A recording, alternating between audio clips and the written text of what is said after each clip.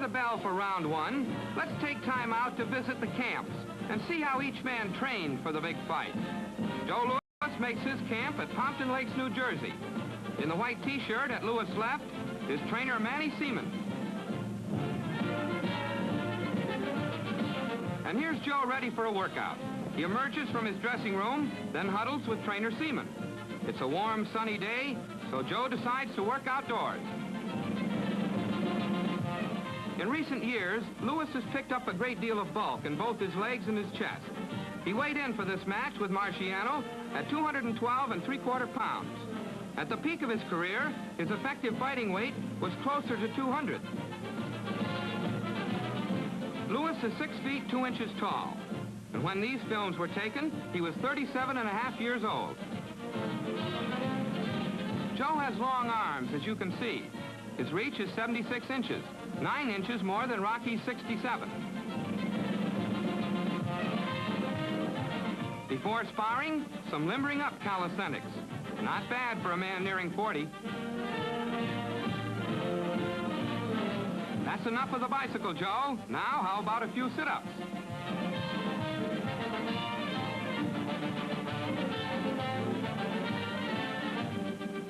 Grease on his face helps to guard against cuts that might handicap the bomber in the big fight. Then his hands are taped. On goes the helmet.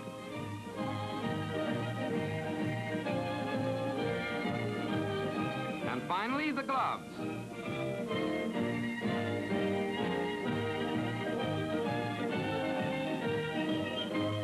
When Louis finished this intensive 4-week training siege, he had boxed a total of 92 rounds.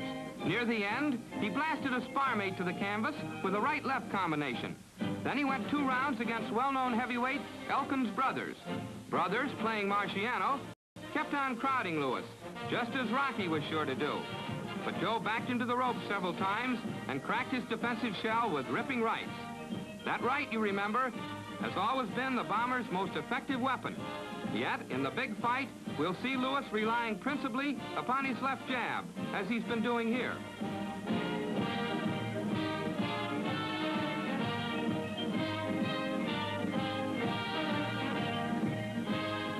Joe's prediction? He'll win over Marciano by a knockout. Meanwhile, at Greenwood Lake, on the border between New York State and northern New Jersey, Rocky Marciano was completing his training under the astute supervision of trainer Charlie Goldman. Rocky stands 5 feet 11, 3 inches shorter than Joe Louis. His weight going into the big fight was 184, nearly 29 pounds lighter than Joe. His reach, you remember, is 9 inches shorter. The fact is that Rocky is smaller in measurement right down the line. He was 27 years at the time, more than 10 years the bomber's junior, but 11 years shy his opponent's ring experience.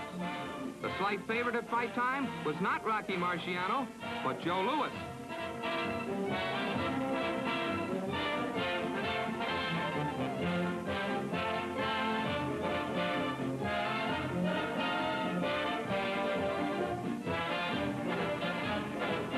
Rocky likes to skip rope, and he loves road work. Even on vacation, he likes to get up early and run a few miles before breakfast.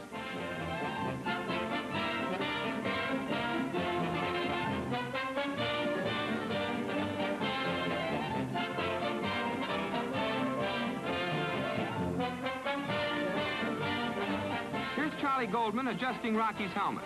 You notice the helmet is cut a little differently from the one worn by Louis. This one has special guards to protect the cheekbones.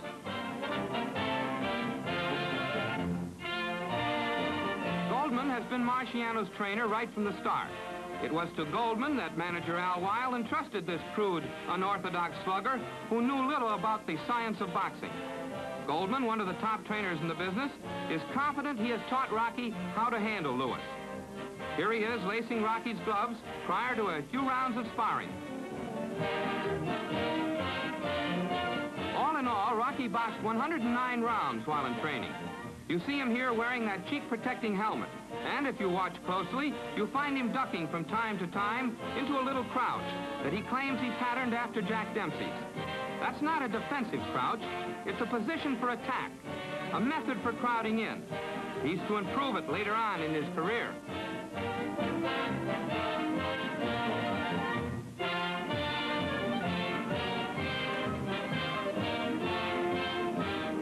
Because he's shorter than most of the heavyweights he faces, Rocky often pitches an overhand right. Watch. Remember that overhand right. We'll see the Brockton strong boy using it constantly in the big fight. The day before he was to meet Lewis, Rocky said, "I never predict I'll knock anybody out, but I'm confident, very confident I'll win." Back in the garden now, we find the chairman of the Athletic Commission, Bob Christenberry, speaking to attentive Toots Shore. And there's the current heavyweight champion, Jersey Joe Walcott, and J. Edgar Hoover, Stuart Symington on his left. Rocky Marciano meets Joe Louis at the center of the ring for last-minute instructions by referee Ruby Goldstein. And in a moment, round one of a scheduled 10-round bout. Joe Louis, balding and bulky, eagerly answers the bell. The big question tonight, can the ex-champion come back? He's the slight favorite. Rocky maneuvers Louis to the ropes and lands a right to the jaw in the opening seconds of round one.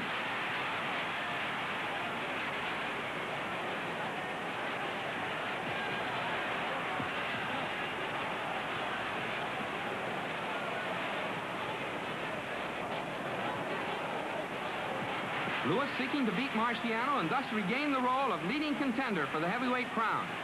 Marciano going for his 38th straight win, his 33rd by knockout.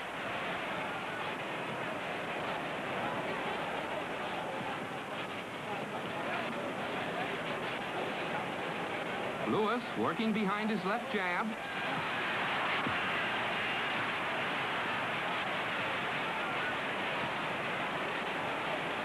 Marciano about to loop an overhand right. That's the punch you saw Rocky demonstrate in training, remember? Now you'll throw another, a sweeping overhand right that misses. Marciano's right is his most damaging weapon.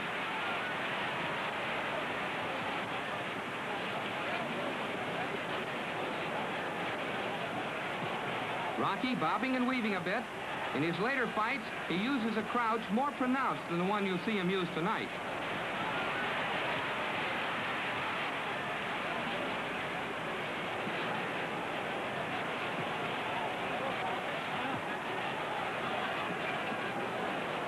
Look, Marciano, by far the lighter man, is pressuring Louis. Watch him, and you'll see him pounding to Louis' body. Pounding with his right at short range before the ex-champion ties him up.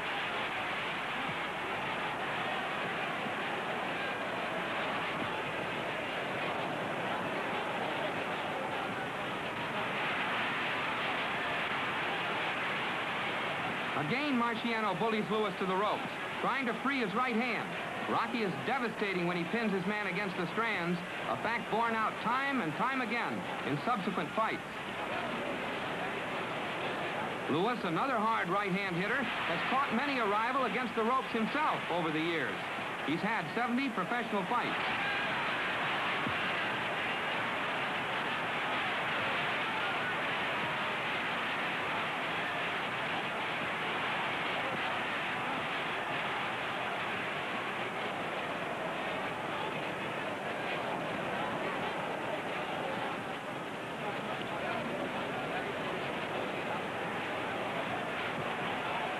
And for the third time in the round, Marciano forces Louis to the ropes. He fires to the body and gets in a left uppercut. Louis tries to punch his way free, but at the end of round one, it's a good Marciano round.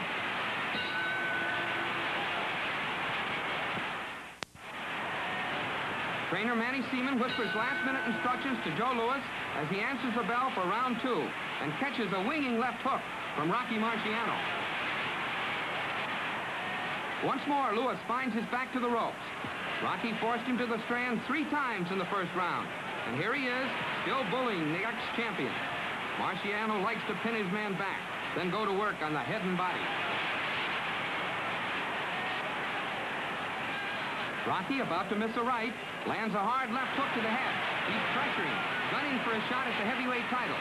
Did you see how quickly he recovered after the miss?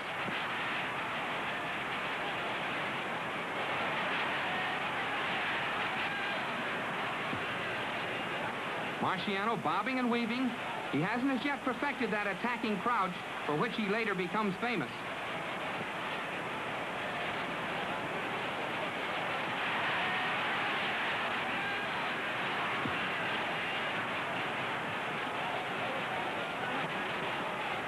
A sweeping right by Marciano misses and strikes the ropes with such an impact they quiver for moments afterward.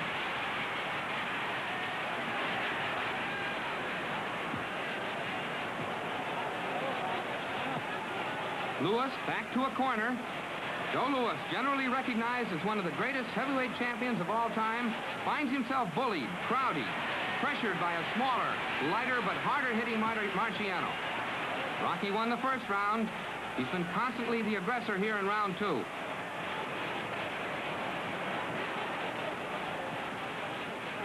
Here comes a hard left-right left by Marciano, working on the body with his man pinned to the ropes.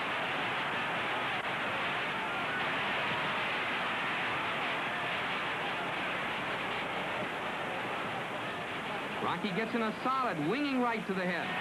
You can see that Louis feels those punches. Rocky's really pouring it on. Louis, you remember, became champion of the world by knocking out Jim Braddock in 1937. He successfully defended the crown 25 times before he gave it up in 1949. Up till then, he had been defeated only once, by Max Schmeling. But when he tried to regain the crown in 1950, he was outpointed by Ezzard Charles, and he faded in subsequent fights with Cesar Brion, Emilio Agramonte, and Jimmy Bivens. Louis twice outpointed Brion and expected Marciano to be no tougher.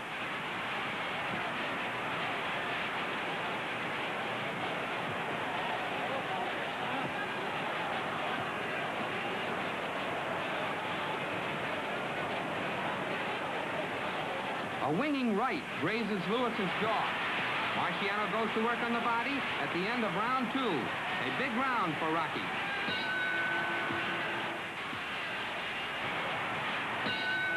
Joe Louis, in dark trunks, knows he's behind as he answers the bell for round 3. The reflexes of this 37-and-a-half-year-old ex-champion seem to be rusted through, and some observers at ringside have even been predicting an early knockout. But now you'll see some of the old bomber coming back. You'll see him using his once famous left jab, the punch he always used to set up his barrages.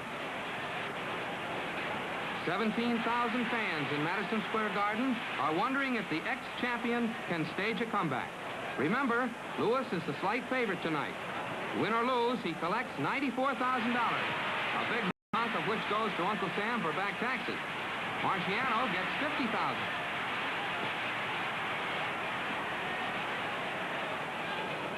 Rocky pushes Louis away.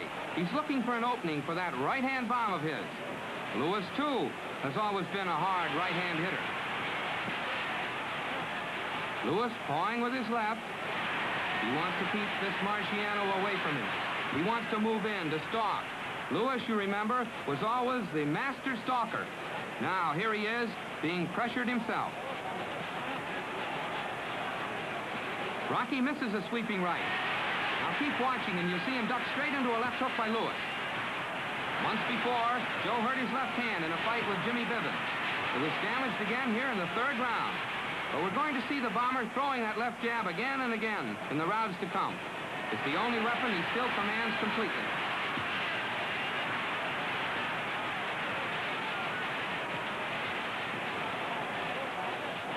For the first time in the round, Joe Louis finds his back to the rope. But you'll see him move out of there and circle around to get back to mid-ring.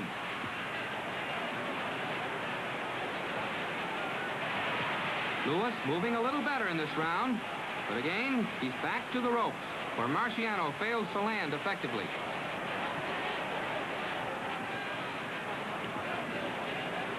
Those long lefts by Louis are meant to keep Marciano away and to set him up for a hard right or a barrage. Apparently, those jabs by Louis are beginning to bother Marciano. The Brockton strong boy will miss some sweeping blows. First, a right.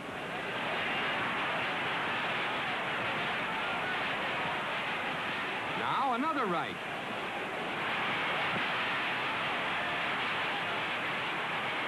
And a left.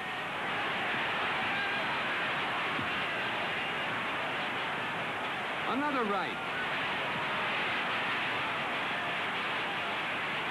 And finally, the punch, now winding up in right field, a roundhouse right. Lewis again on the ropes in the final seconds of round 3. A frame will call even. Rocky Marciano in white trunks answers the bell for round 4 of a scheduled 10-round bout. Watch him throw a left and catch a left to the face by Lewis. Joe keeps working that left, the only weapon proving effective for him tonight. Here we have a great champion on his way down, meeting a blockbusting youngster on his way up. The winner eventually to take a crack at the heavyweight crown. Rounds 1 and 2 went to Marciano, but we saw Joe Louis coming back stronger in the third. And he's going to do even better here in the fourth.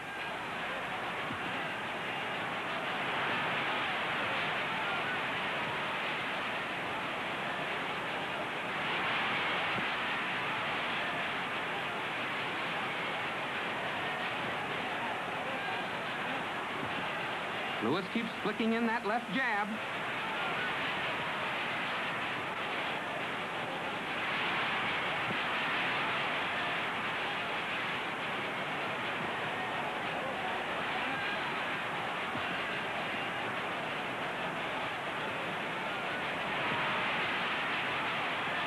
Joe seems unable to put together those famous barrages of his.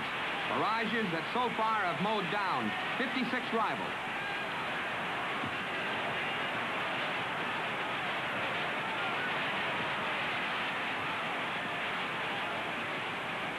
In rounds 1 and 2, we saw Marciano using an overhand right. Now watch this one by Lewis that glances off Rocky's back. Ordinarily, that punch is used by a shorter man against his taller rival.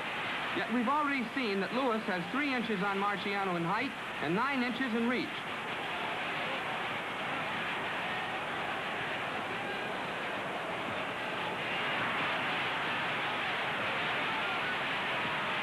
For most of the round, they slug away at close range, with both men trying a number of uppercuts. Here comes a right uppercut by Marciano. It fell short. He tries another before Lewis ties him up.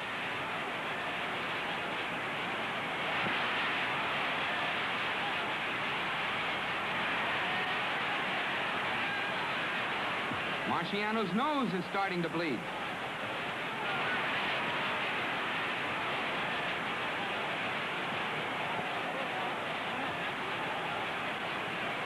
Rocky about to wing a right that misses. And if you keep watching, you'll see him miss again with a hard right uppercut. He's missing a great deal, as you can see. And now Marciano seems unable to bully Joe around the ring. Joe's making his best showing of the fight so far. Just a few seconds remaining in round 4, a round awarded by all 3 ring officials to ex-champion Joe Louis. Joe Louis, in dark trunks, leaves his corner with a bounce, as though having caught his second win. Neatly, he blocks the left hook by Marciano and uses his left jab to make Rocky miss with his right. Watch. Joe won the last round, and he seems completely confident here in the 5th. So far, he's been doing little damage with his once-celebrated right hand and has been relying heavily upon his jab.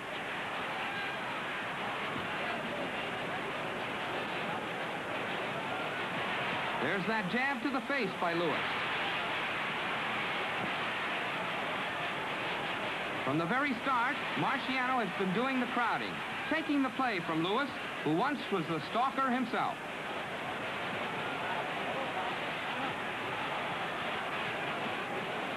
A right to the body, then a shove, sends Louis to the ropes.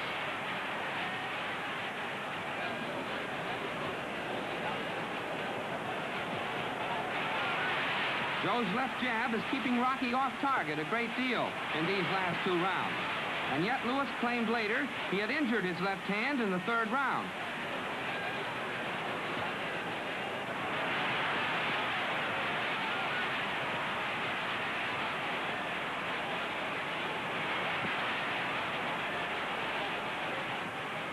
At At this stage of the fight, it seemed to many ringsiders that the ex-champion might pull it out by courage and heart alone, backed up by that effective left jab.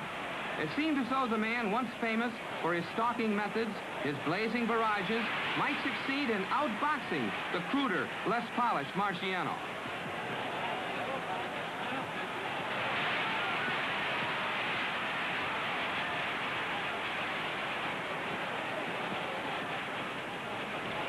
Lewis using a wider stance now. He's becoming a little more flat-footed. This has been a good round for Joe, but here we see telltale signs that the ex-champion is tiring. Still, he's moving pretty well and manipulating that left.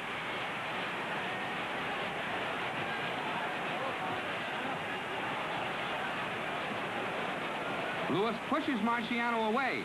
He's tired of being crowded by the bobbing, weaving, unorthodox aggressor.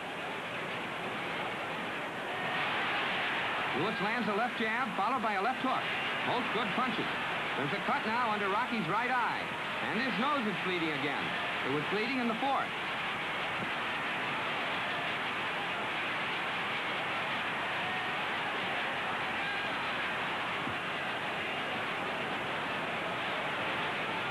Here comes the end of round 5. The second in a row awarded unanimously to Joe Lewis.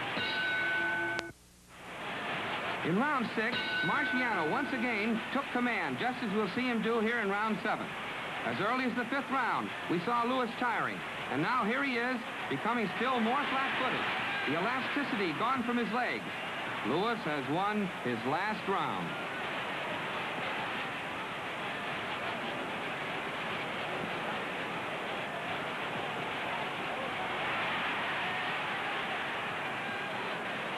When Marciano sends in a left to the body, watch Lewis return a counter right. So far, that right has caused little real damage. A winging right by Marciano misses the target. But as Lewis picks out his jab, you'll see him catch a right, then a left, driving him to the rope. Here comes another right.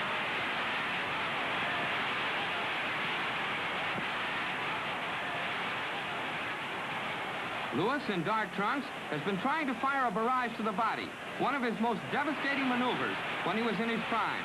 But so far, his legs and slower reflexes have made barrages impossible.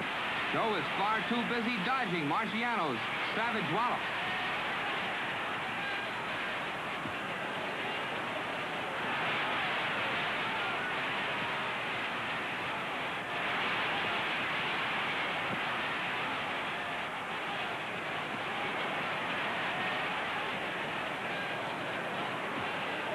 The Lewis we're seeing tonight has but a faint resemblance to the great Brown Bomber who ruled the heavyweight roost for nearly 12 years.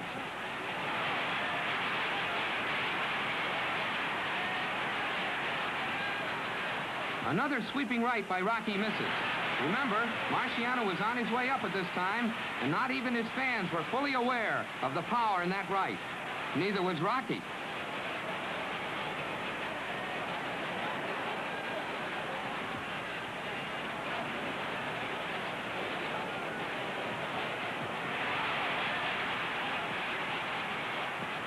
Marciano trying uppercuts, crowding Lewis toward the ropes.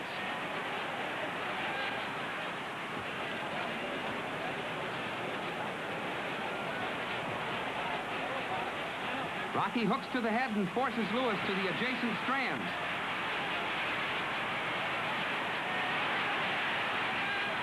Lewis attempting to cover. He's definitely on the defensive.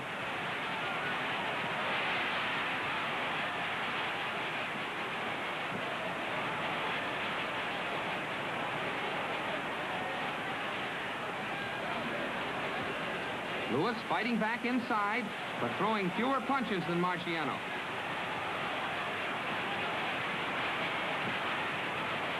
Again, Lewis is forced to the ropes. He fights his way off, but the end is near. Round 7 awarded unanimously to Marciano. At the bell, they come out slugging for round 8. Rocky pressuring right from the start, as though determined to end the fight in this round. And as things turned out, that's just the way it happened. Let's watch closely now and see exactly how Marciano knocked out one of the greatest champions the ring has ever known.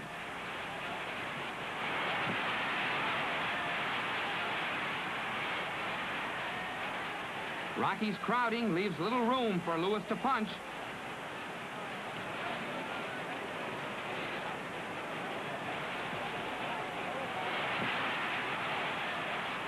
Marciano's short arms, normally a handicap, actually are an advantage at close range because he generates terrific power.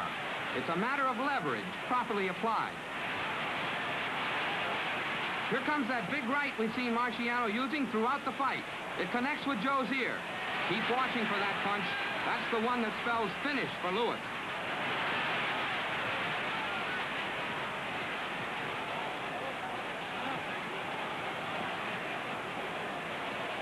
Lewis jabbing, but it's purely defensive. He's flat-footed, tired. As he's driven back to the ropes, a favorite maneuver of Marciano's, one he's been using to good advantage throughout the fight. Marciano exerting more and more pressure as he moves in for the kill. Rocky about to glance a right off Lewis' jaw. And see how quickly he moves in, giving Joe no time at all to catch his breath.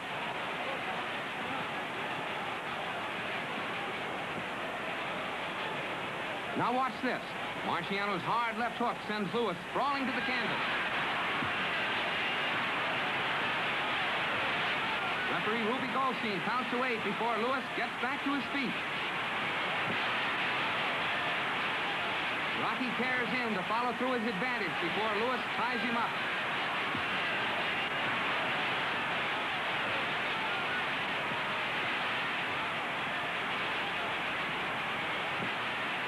You can see that Lewis is in trouble. He's hurt. Marciano pitching with everything he's got. Backs his man to the ropes to finish him off. Now watch. A left. Another left crumples Lewis. A blazing right. And Lewis sails through the ropes.